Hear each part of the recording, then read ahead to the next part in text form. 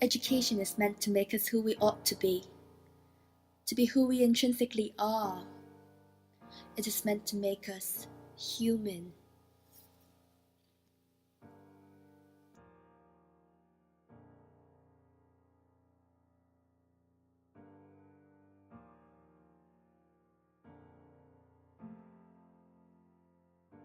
May I illustrate to you a series of dreams I've had, learning in what I believed was the ideal kind of school.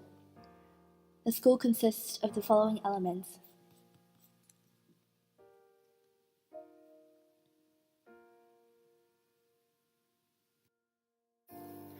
The school prompts reflexive learning. People demonstrate their true selves and their genuine reactions with what is being discussed in the atmosphere without consciously averting critical judgments. Our worldviews are so influenced by our neural senses that fix our understanding of what is normal, and we think that they are the only things allowed to be understood. That way, we're losing vitality and humanness. We become controlled by the notions of what is okay, but it's actually okay to counteract them and demonstrate your true self and be transformative. The school empowers engagement. It is about teachers accepting the different accounts and visions of one situation. It understands students' emotional and learning needs so that those who are being marginalized at school will be drawn back together in a social web of collaboration. We're not robotically programmed to just receive information from the teacher, so the school encourages teachers to form a companionship with the students, to listen and understand their needs whilst exchanging ideas with them. The pedagogical methods develop individual strengths and overcome individual weaknesses so that people acknowledge their self-worth and integrity.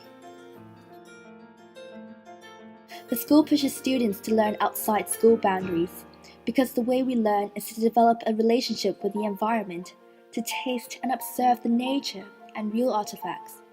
Theorist Dr. Henry Giroux reminds us that knowledge serves the public good, and the role of pedagogy is to nurture students to become good citizens. The Maori people also have a theory about a kinship between not only human beings, but between all living things, because every living thing has life force.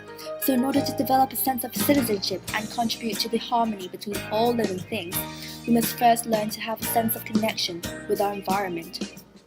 Professor Tim Ingold also established that students prove to be knowledgeable by being responsive to the environment. So, we can't be just confined within the walls of a classroom.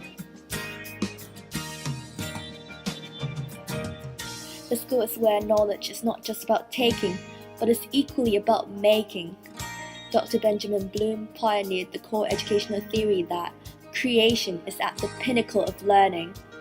We demonstrate understanding when we can create.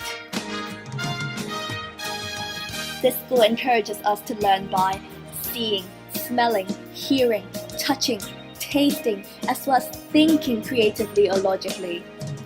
By connecting our human senses and bodies with knowledge, we are motivated to self-learn and be able to find out our unique area of studies that identifies with who we are.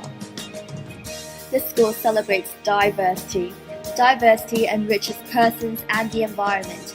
Judgments upon ethnicity, gender, or sexual orientation only generate isolation and pernicious sources of hierarchy. This school refuses to alienate anything strange or abnormal because their presence must have and will contribute to the world's excellence.